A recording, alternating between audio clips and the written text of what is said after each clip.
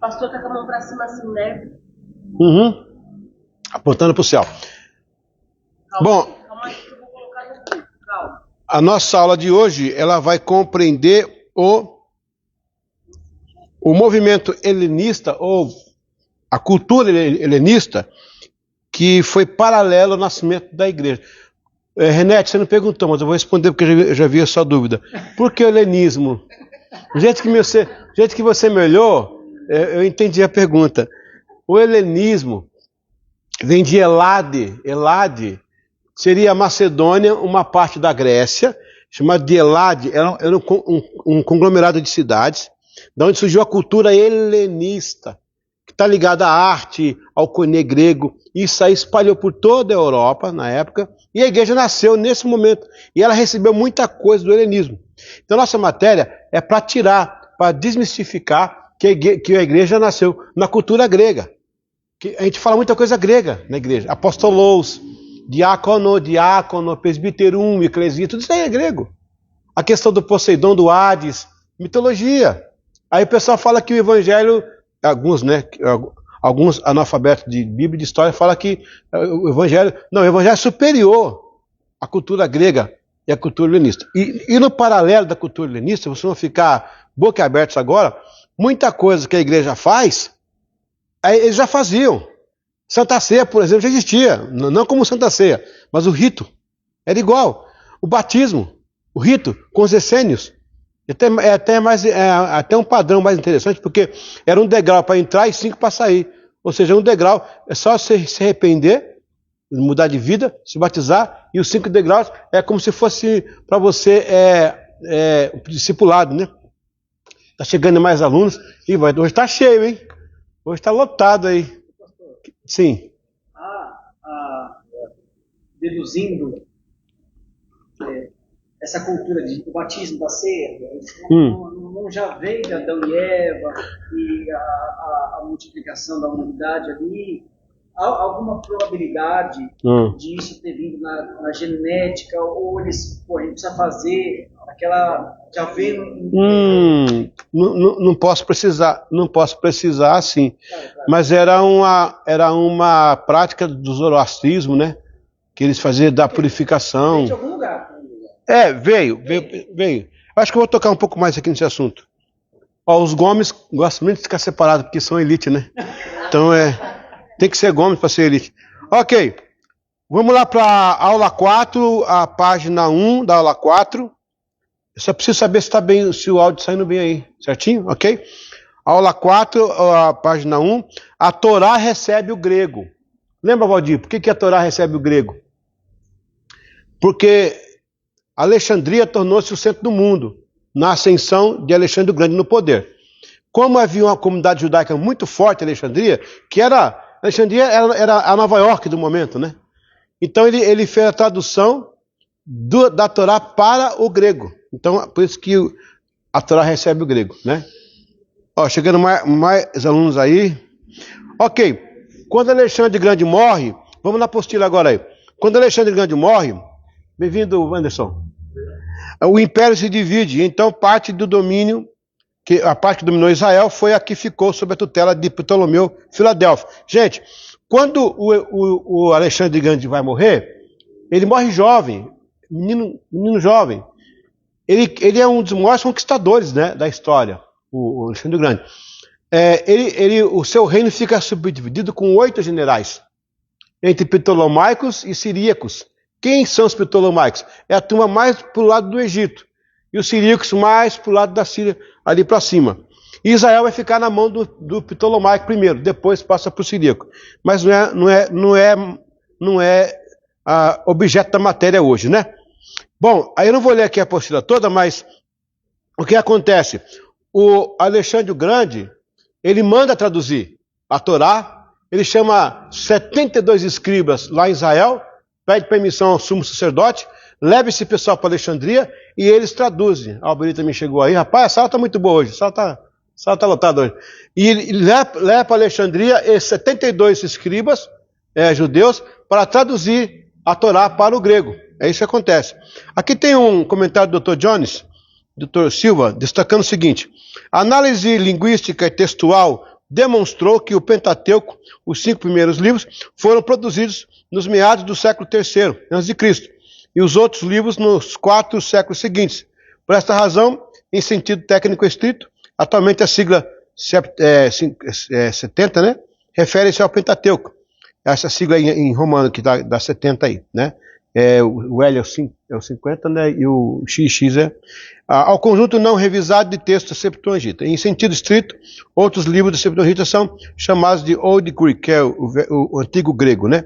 Então veja bem, o grego, o hebraico que é a língua oficial de Israel, no caso aqui, a Torá vai direto para o grego, aonde vai ser traduzido para Septuaginta, que são 72 que traduziram a Bíblia. Aí nesse caso aqui, acontece algumas semânticas e algumas acomodações de palavras. Eu vou dar uma acomodação, tá? A palavra theos. O que é theos em grego? Alguém pode me ajudar? Theos. Deus. Só que theos não aparece na Torá. O nome Deus não aparece. Aparece Adonai, aparece Elohim e Yahvé. Em nossa linguagem, Senhor, Criador, Altíssimo, Justo, Eterno parece muito. Mas Deus, a palavra Deus não. A Aba pode ser, a Aba pode. A palavra Deus é uma importação, é isso a importação? Certo? É uma importação do grego, para entender que é Deus. Por isso que alguns judeus não escrevem o nome de Deus, sabia? Eles não gostam de escrever, porque não está na palavra. Fala eterno, que eu acho até melhor mesmo, porque quando você fala Deus, você nivela aos deuses, né? Então, mas a gente entende que é o Deus verdadeiro, ok? O que foi, Célio? Certinho? Tá travado, travou o Instagram. Ah, é? Mas aqui tá... Ué, tá rodando aqui normal. Será que não é o teu, não? Ah, não, voltou aí, ó. Voltou. Ok, então, vocês entenderam agora, né? Que com o domínio dos gregos, a Septuaginta nasceu na tradução da Torá, ok? Eu vou continuar aqui. Peraí, tem uma parte aqui importante. A parte 2 agora. Agora a gente vai entender outra coisa. Isso aqui vai causar a revolta dos macabeus. A força da helenização. Porque lembra que eu falei do helenismo? Helenismo é aquele movimento das cidades gregas. Quando Alexandre, o pai dele é o Filipe, né? Dizem que ele matou o pai, eu não sei, vamos terminar a investigação ainda para saber. Mas ele diz que matou o pai e dominou tudo, e ele usou os costumes de Elade, que é aquela região. Aquela região também foi Anatólia, foi Capadócia, toda aquela região, a Europa ali, entendeu? Hoje você vê ali a Turquia, você vê a Grécia ali embaixo, tudo aquilo lá. Então, helenizou. Então, esses ptolomaicos, eles vão trazer o helenismo para Israel. Aí vai ter um problema aqui, ó. Como Israel ficou no meio de uma disputa, ao sul o Egito e ao norte a Síria, provocou o próprio povo judeu uma divisão de classes. A casa de Tobias era a pró-Egito e a casa de Onias a pró-Síria. Nessa disputa, a Síria predominou o território Epifânio, de 175 a 163. Substituiu o sumo sacerdote, Onias, e colocou em seu lugar um da casa de Tobias, que foi Jasson. Um dos costumes de Jasson era ser helenizante. A partir daí a cultura grega penetrou de vez. Agora eu vou pular aqui, para não ler aqui tudo, e eu vou explicar para vocês. O que foi esse helenismo? Ok? Esses caras começaram a dizer que sábado você podia trabalhar, não tem problema nenhum. Faziam festa no sábado, criaram os ginásios de sauna, aquela sauna a vapor, não é de agora, é antiga, a sauna a vapor. Aí a sauna a vapor lá, os jovens judeus iam para lá, e era um antro de prostituição, na época. Isso começou a bater nos costumes judaicos, até que veio o problema de entrar com porco dentro do templo e provocar a revolta macabea. Então eles começaram a helenizar. Seria assim, desviando os costumes do mundo entrando na igreja, tipo assim, as coisas do mundo entrando na igreja, o pessoal querendo plantar as coisas, começou a falar assim, está plantando coisas do mundo na igreja, e não sei o que, não sei o que. É isso que ele está falando aqui, né?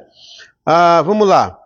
Eu vou dar aqui um exemplo aqui, ó. Ele mandou construir um ginásio grego, onde moços seminus, à moda grega, se exercitavam, o que provocava a angústia das famílias mais ortodoxas judaicas, é claro, né? O pior era que, em competições tais como na Grécia, evocavam entidades pagãs, tá aí, ó. Aí você via jovens judeus evocando entidades pagãs da Grécia. Aí isso foi chocando, foi chocando. Foi nesse período que uma resistência judaica se opôs, os Hassidins, tipo puritanos, e segue-se algumas batalhas de conquista do território. Aí chegou até lá a questão do Macabeus. A parte 3. A crença mitológica e crendices populares e o seu paralelismo ao cristianismo. Agora que vai entrar, é o seguinte. Segundo o século antes de Cristo, você tem a tradução do Torá para o grego. Um século antes de Cristo, ou meio século antes de Cristo, você tem a helenização do território judaico e aí as revoltas. Anno Domini, Cristo, Anno Domini, discípulos, nasce a igreja. Só que ela já nasce com tudo isso por trás. A helenização já está aí, a mitologia grega está aí. A igreja fala em Deus, não fala?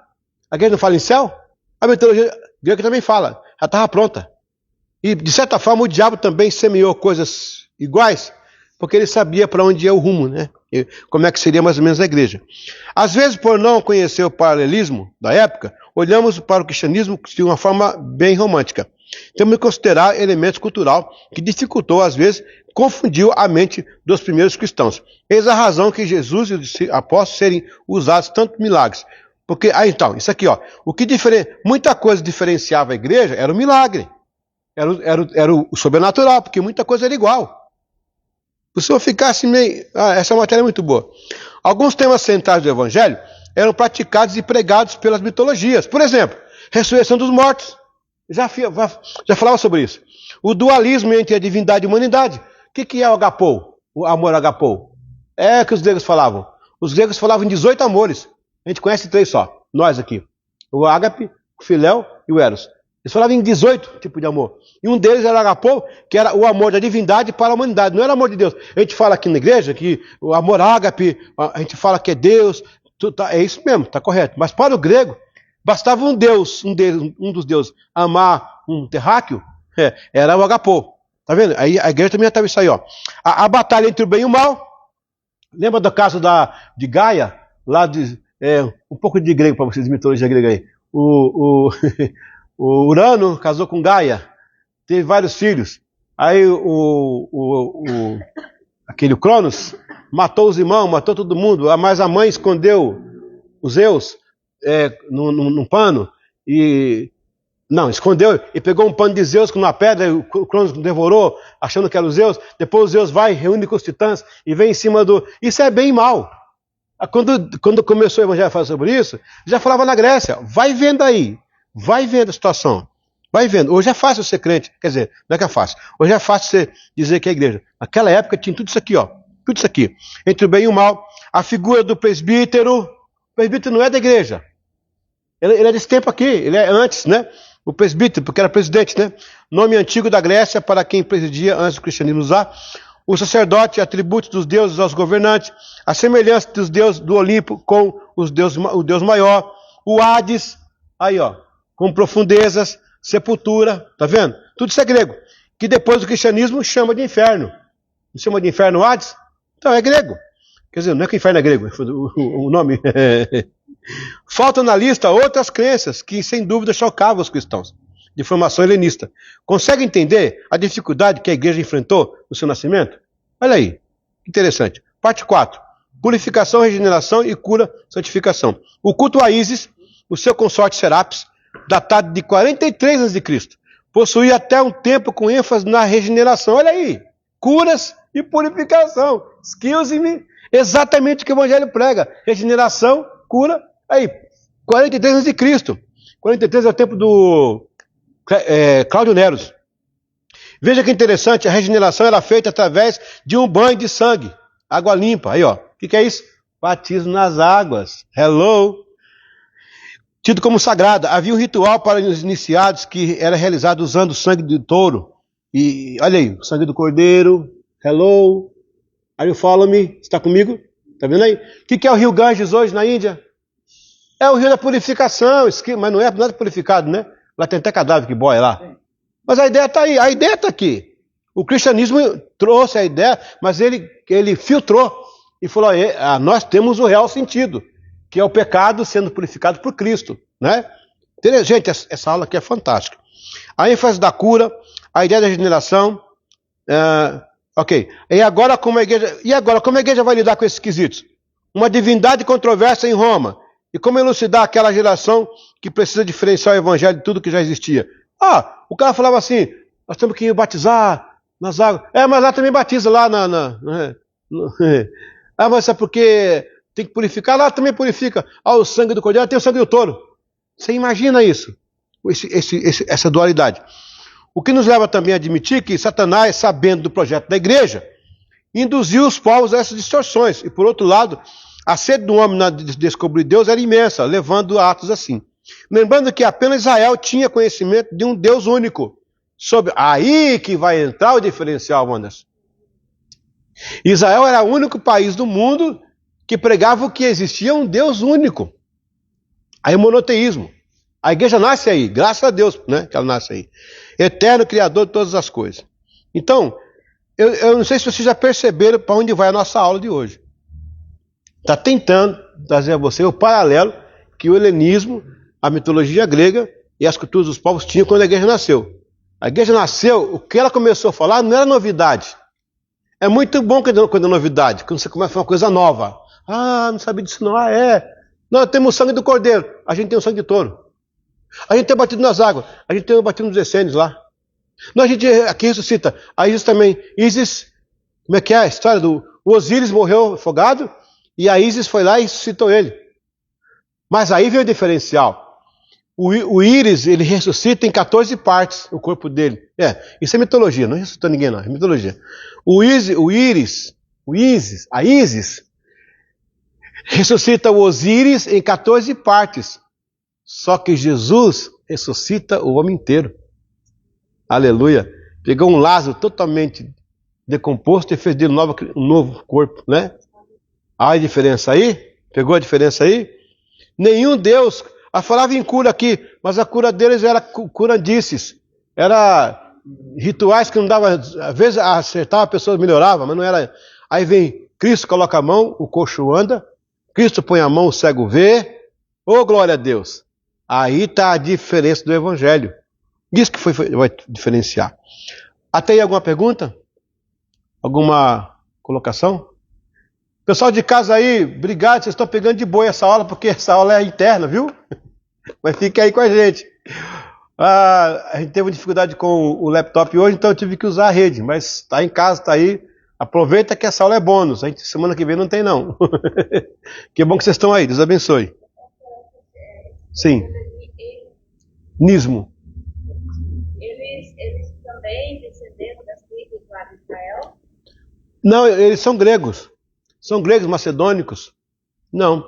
Eles se cruzam na história. Mas eles estavam no Pentecostes? Não, judeus estavam lá. Pode ser que tinha, não. Pode ser que tinha algum irmão grego lá. Era 120.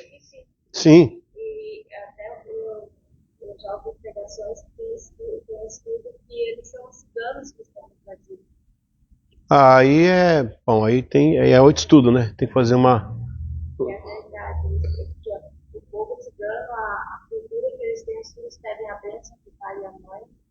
É muito... Não tem idolatria de santo, coisa que não. Os ciganos aparecem no Antigo Testamento. Moisés é avisado. E falando, eles passam por eles passam e vão embora. Tem um parto lá. Aí tem uma palavra, né? Não lembro onde está agora o endereço na Bíblia, que eles seriam usados para fazer a palavra. Habitam em tendas também. Tem o patriarca. É bem assim mesmo. É tipo um pessoal também meio que árabe, né? Aquela região lá. Os beduínos estão até hoje lá. Você vê, tem gente lá, Wanderson, que se recusa a ser aqui no normal. Habitam em tendas ainda, mesmo jeito do tempo bíblico. É o governo que vai lá, manda médico lá, vai ver como é que é isso, mas eles não mexem com eles, eles ficam lá, eles acampam. E como eles não reclamam terra, eles andam e ninguém acha ruim, não. Interessante.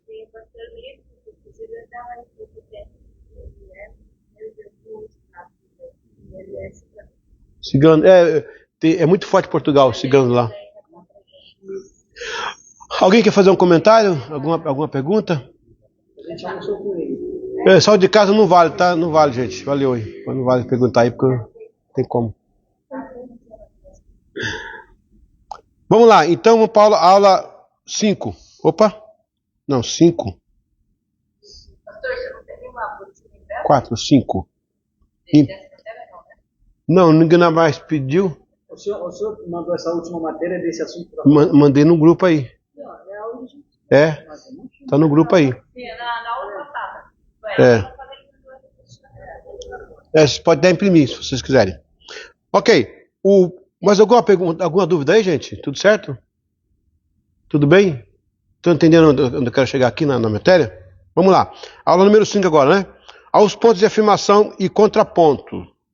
Gente, por isso que o seminário é importante. A gente aqui não é um culto normal de igreja, isso aqui é um seminário. Isso a igreja não sabe. Mas não é que está me escondendo. É porque não é interesse do povo. Mas vocês que vão ser líderes, é muito bom saber, até por causa da academia. A academia fala algumas coisas que isso aqui derruba ele, entendeu? Note o que diz a crença de Israel. Quem tocar no... Olha, isso aqui é interessante. Quem tocar no cadáver humano e não se purificar, contamina o tabernáculo do Senhor e será eliminado de Israel. Ficará impuro, porque a água da purificação não foi derramada sobre ele. Sua impureza permanece sobre ele. Números 19, 13. E agora a igreja. Respondeu Jesus: diga a verdade. Ninguém pode entrar no reino do céu se não nascer da água e do Espírito. João 3,5. Percebes que a igreja vem pontuando cada situação, trazendo a verdade sobre os princípios didáticos antes da graça, com uma nova leitura e uma proposta correta para a vida religiosa. Ou seja, a igreja faz uma releitura e diz, não é bem assim, é assim. Está pegando? Ou não está pegando? Né? Coisas que o pessoal fazia no passado, que o senhor tem uma interpretação melhor. Por exemplo, aquele tablet que foi achado de argila lá no Iraque, né, que pertenceu à Mesopotâmia, que escrevia assim: lá vem o homem da chuva, lá vem o homem falando da chuva. Esse tablet não é hebraico, ele é acadiano. De que cara está falando, esse cara? Noé. Exatamente, Noé passou pregando por lá. O cara não é bíblico, é fora da Bíblia. Hoje você fala assim, peraí, então esse cara viveu no tempo do dilúvio. Só que ele não relata a chuva, porque ele morreu afogado. Morreu afogado, e o tablet ficou lá, para a posteridade. Então, a igreja ela vem fazendo a releitura, dizendo, não é bem assim não. Né? Esse cara que é o Zeus aí, que é o filho de Deus, esse aí, no caso, é Jesus, mas ele é o real. A mitologia é grega, aqui é real. Ele está entre nós, a palavra da vida nasceu, ressuscitou, vai voltar um dia. Amém, igreja? Amém. Jesus, sendo judeu, conhecia as leis mosaicas e mesmo assim tocou em vários cadáveres. E agora? Excuse me, ele era judeu. Teria ele desobedecido à lei? Como assim se ele veio para cumprir a lei? Olha que legal. Isso aqui é aula, hein? Olha que legal. Olha o que está falando aqui. A diferença é quem toca. Se todos tocassem no cadáver, nada aconteceria. Israel possuía a crença que após a morte somente Deus pode tratar. Jesus, porém, vem, toca, mas traz vida. Ele sim poderia tocar, porque seu poder fazia a transição entre o mundo limitado e o poder limitado de Deus. Era como se Israel estivesse dizendo, não toques no cadáver, porque você não fará mais do que tocar. Mas Deus é o único dono da vida, e se ele tocar, resolve. Jesus veio, preenche essa esperança em Israel, porque ele toca e o cadáver ressuscita. Aleluia! Pegou? Então, a diferença é quem toca. Então, a própria lei de Israel dizia que só Deus poderia mudar a situação do cadáver. Aí vem Cristo, toca o cadáver, ressuscita. Quem que ele é? O Filho de Deus. Exato. Tá pegando aí, pessoal? Imortalidade. A imortalidade, bem difundida pelos pagãos, era um tema muito peculiar à sua época. E os cristãos também tinham a sua crença na imortalidade da alma. Era uma cultura tão forte e às vezes paralela. O hinduísmo fala sobre isso, né? A crença da reencarnação. O budismo, eu não vou ler aqui porque você lê em casa. O taoísmo fala sobre isso. O shintoísmo fala sobre uma passagem espiritual. O sikhismo, não é chique não, tá gente? Sikhismo O Chiquinho lá, né? Acreditava na reencarnação também, a passagem da alma. Então, a imortalidade não era um tema novo para o povo.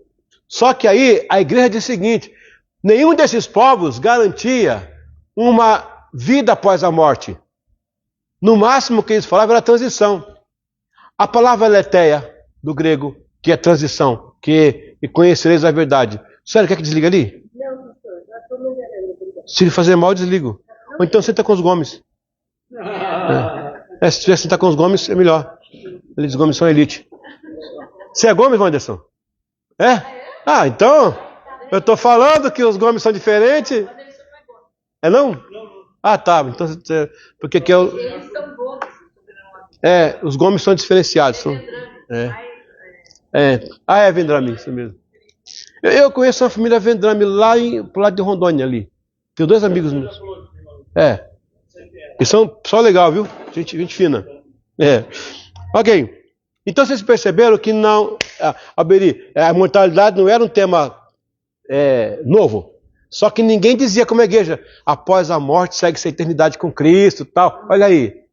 Vinha até ali e parava o pessoal que falava sobre mortalidade. A igreja vem incompleta. Esse é o diferencial da igreja.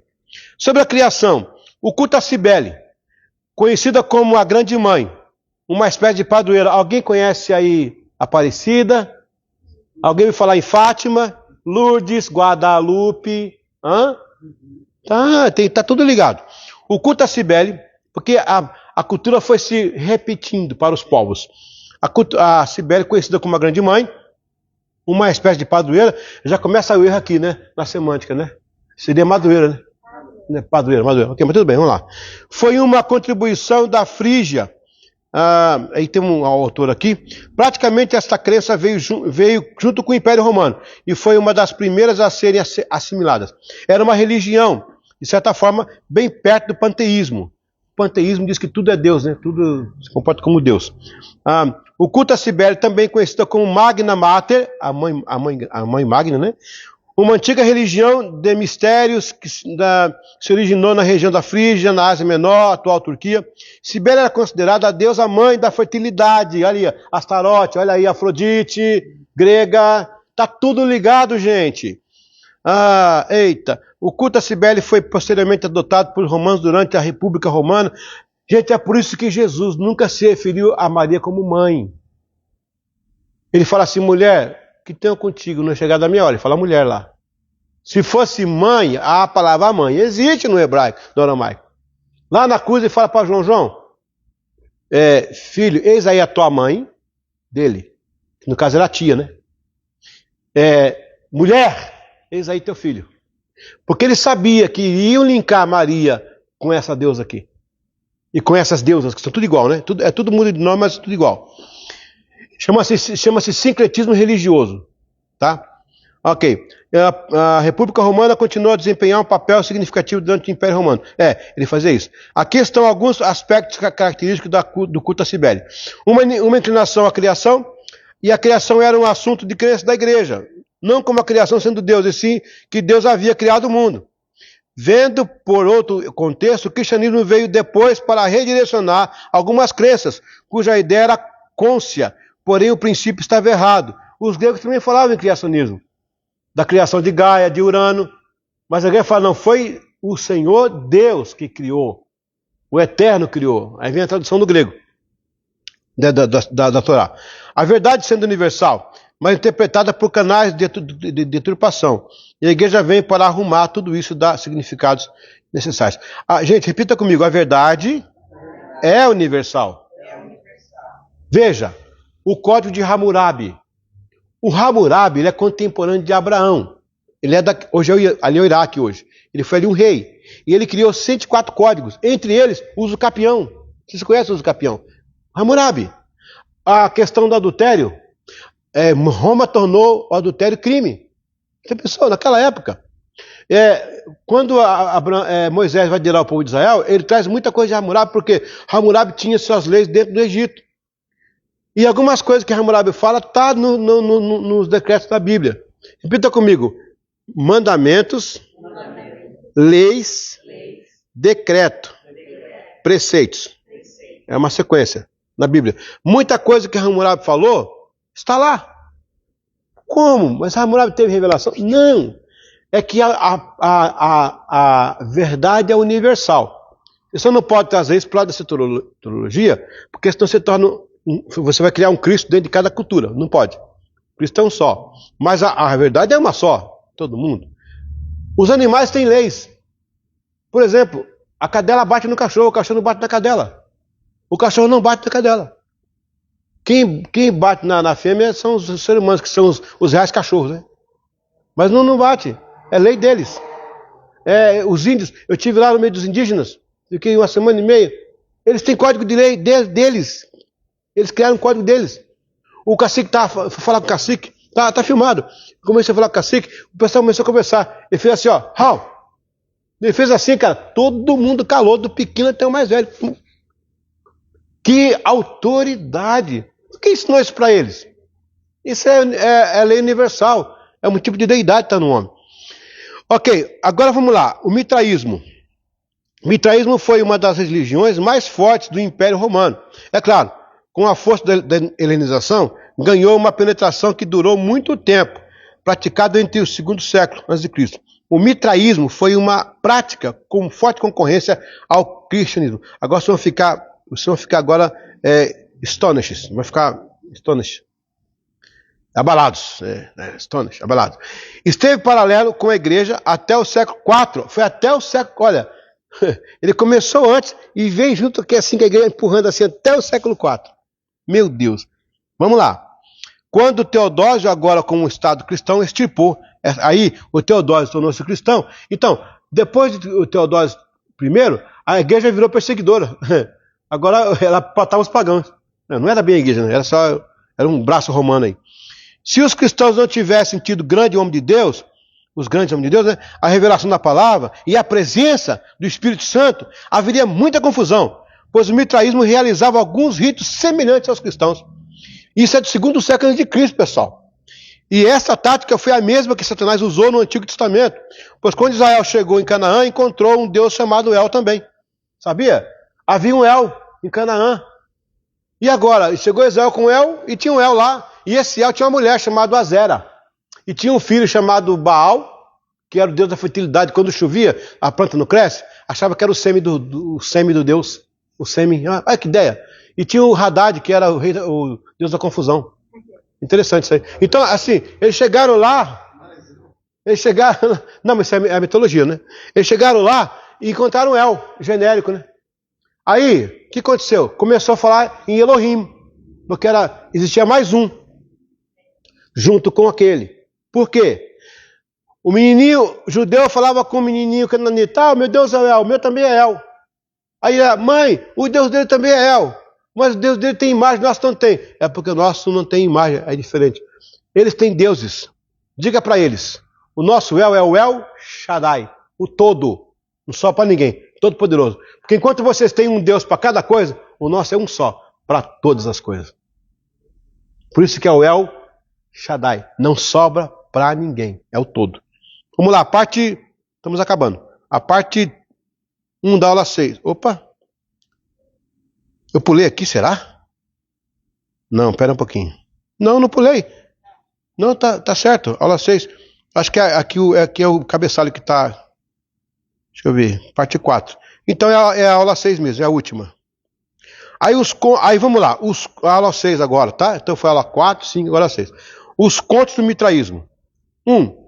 Ritual do... Léo, você vai ficar agora abalado. Olha. Ritual do mitraísmo era complicado e significativo.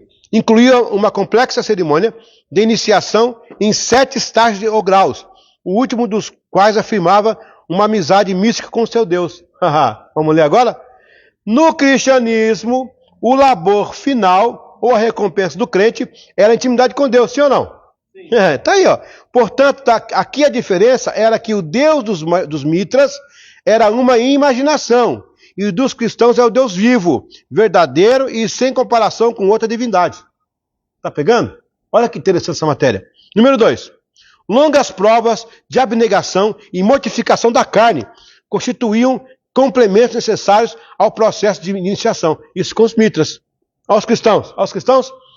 Os cristãos praticavam o jejum com uma das finalidades que era a mortificação da carne. Sim ou não? Eu posso atrapalhar a aula. Sim ou não? Ô pastor, pode ficar aí, eu tô brincando. Pode ficar. Só bem-vindo. Fazer evangelismo. Vai jantar, né? Aleluia. Evangelizar o estômago. Ok. Os cristãos praticavam o jejum com uma das finalidades que era a mortificação do que, Sueli? Da carne. Porém, não no sentido mitral, e sim na aproximação com o verdadeiro Deus.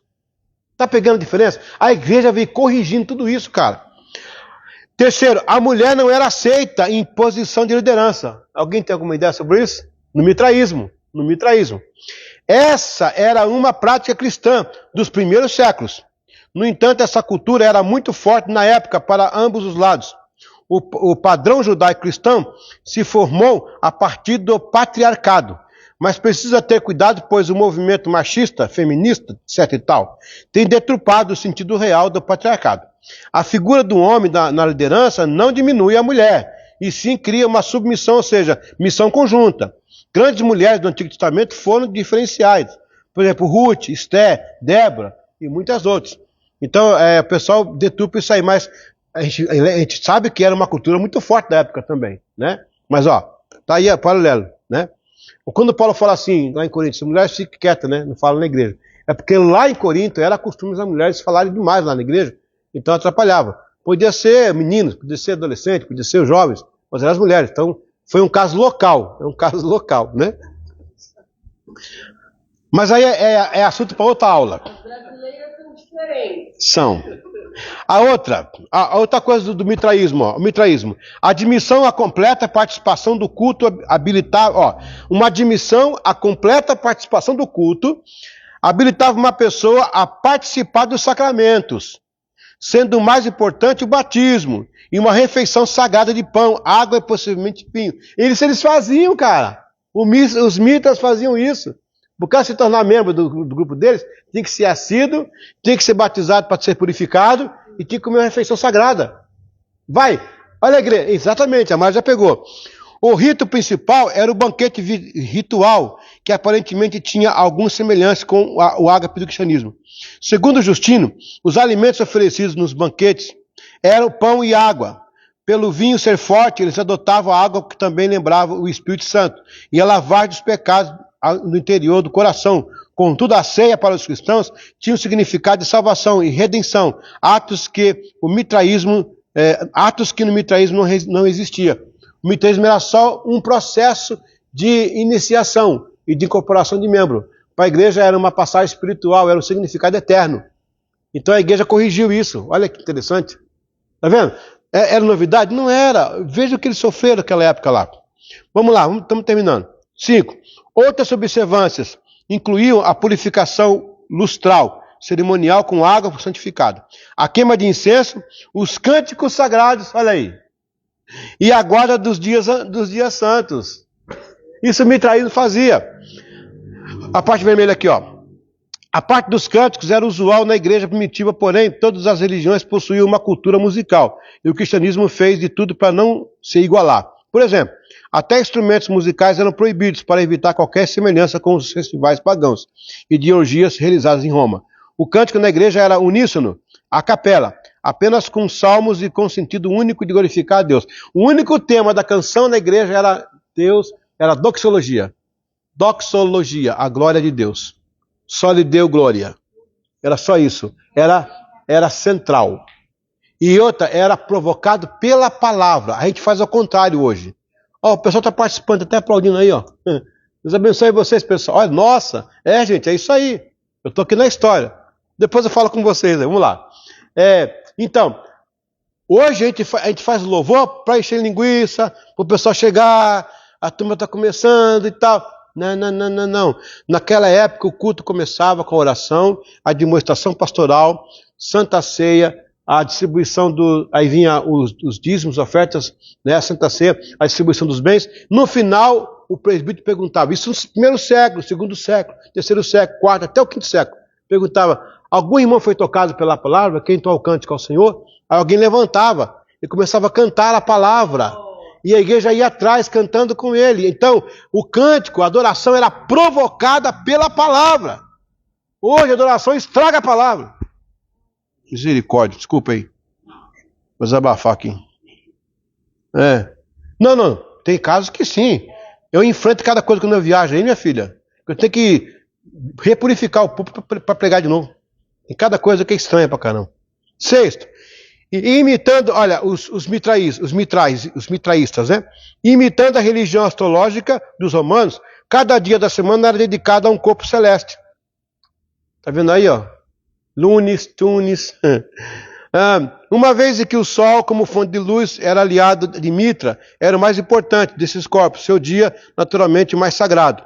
Mais tarde, alguns ramos do mitraísmo se apropriaram do culto ao sol Invictus, e celebravam o dia 25 de dezembro, como dotado a significar solar. Vamos lá agora, cristianismo? Infelizmente, esse aspecto foi considerado por Constantino, que impôs sobre a igreja, para aliviar as correntes de diferença do império. Então nasceu o dia do Natal, onde se apontava para o nascimento de Cristo, que não é verdade. Cristo não nasceu no Natal. O Natal em Israel é muito frio, dá muito gelo, dá até neve. Os pastores estavam no campo com as ovelhas. Como assim? Elas hibernam. Se for considerar o nascimento de Cristo, tem que ser ou Páscoa ou Tabernáculo. Ou é abril ou é outubro lá embaixo. Mas era porque Constantino não podia ir de contra o império de pagãos. Ele juntou. O sol da justiça é Jesus. Então estava 25, todo mundo já comemora, mas fica assim mesmo. Fez isso com a Páscoa e com outras coisas. Isso é o sincretismo religioso. Olha, nesta data aproximada do solstício do inverno, marcava a volta do sol e sua longa viagem ao sul do Equador. Era, em certo sentido, o dia do nascimento do sol. É que seria o sol invictus, né?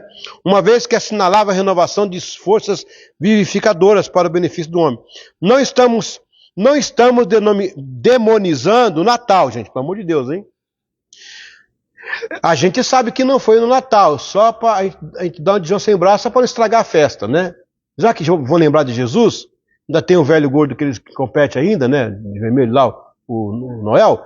Mas vamos, tá lembrando que nasceu Salvador? Vamos nessa aí.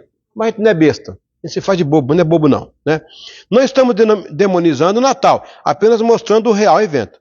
Como o mundo, lembrando que nasceu Jesus, embora a figura do Papai Noel é uma tentativa de tirar Jesus do foco. Mesmo assim, participamos sabendo de uma forma que tá lembrando Salvador. Vamos aproveitar e vamos, né, trabalhar isso aí. Vamos para o encerramento. Percebe-se que, embora alguns ritos se pareçam, a igreja se posicionou e trouxe a verdadeira luz sobre esses povos cegos a respeito de Deus. Outro diferencial foi que, enquanto essas religiões praticavam seus cultos sob uma frieza espiritual e mórbida, o cristianismo era vivo, eficaz, com mudança de vida, presença de Deus, batismo com o Espírito Santo, vidas tocadas pela graça salvadora de Deus, amém? Sinais e maravilhas, cura, libertação. E foi exatamente este ponto que fez o povo ver onde estava a verdade, onde o cristianismo corrigiu aberrações religiosas. O diferencial da igreja veio para pôr as coisas no seu devido lugar, chamar a responsabilidade, a mensagem honesta sobre cada simbologia, esclarecer doutrinas mal fundadas, tirada a figura dos mitos inimagináveis e trazer a presença de Cristo fiel e verdadeira. Foi uma tarefa árdua a igreja se estabelecer contra essas culturas já impostas antes e ter que se aproximar de crenças para fazer o diferencial com a verdade. Pense nisso. Como seria isso nos dias de hoje?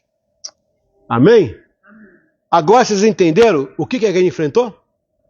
Deu para ter uma ideia que eles pegaram de... Hoje está fácil. Você dizer que é crente, pertence à igreja, não vai ter que provar nada. Mas naquela época tinha tudo isso. Eles lançaram. Aí, Alberi, a igreja tinha que ter a manifestação do poder de Deus. Exatamente. Por que ele esfriou hoje? Porque não tem que provar nada. Eita. Não tem que provar nada. Não tem uma crença paralela. É só nós mesmo. Para que ficar orando? Para que poder de Deus? Não precisa. Já tem tradição? Naquela época chegava o Egito e dizia assim, a Ísis ressuscitou. Aí o crente, mas em 14 pedaços, o nosso Cristo ressuscita o homem inteiro. Aí chegava o mitraísmo, mas nós temos lá a Santa Ceia, para quê? É uma purificação, para quê? É para fazer parte. Não, a gente tem a Santa Ceia, que você come do corpo e bebe do sangue do Cordeiro, para a vida eterna depois da morte. Aleluia. Mas lá nós temos lá também, qual é o outro? Zoroastro, né? Nós temos também lá a crença da imortalidade da transição. Para onde? Não, é uma transição. Para onde? É imortalidade, mas para onde? Nós vamos morar na Nova Jerusalém, no céu de glória, onde Deus está assentado e a sua luz ilumina, Ele é o templo. Eita! Amém? Mas é que lá na mitologia tem aquele deus Asclépio, que ele faz cura. Qual cura? Onde é que está a cura? Não, dizem. Mas alguém está curado? Dizem. Vem cá, deixa eu orar pelo enfermo. Pedro e João foram à porta do templo. Jazia lá um homem pedindo esmola. Não tem ouro, não tem prata, mas o que temos, nós te damos. Levanta e anda, em nome do Senhor. E o cara saiu louvando a Deus e a multidão se converteu. É isso que nós temos. O que falta para a igreja hoje não é dinheiro, não falta posição social, não falta nem a mídia, falta poder. Nossos púlpitos precisam de poder, nossos pastores precisam de poder, nossos louvores precisam de poder. Parar com esse negócio de competir por causa da mídia, quem está fazendo sucesso, quem está viralizando ou quem está arrebentando. Temos que arrebentar com o pecado, temos que arrebentar com a doença, com o problema. Glória a Deus.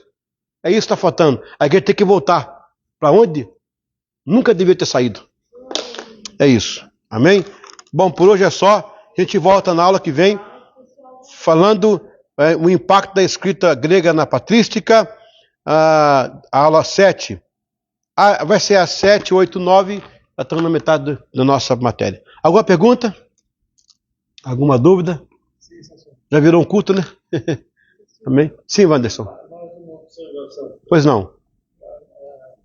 Os livros hebraicos do livro muçulmano falam de Jesus.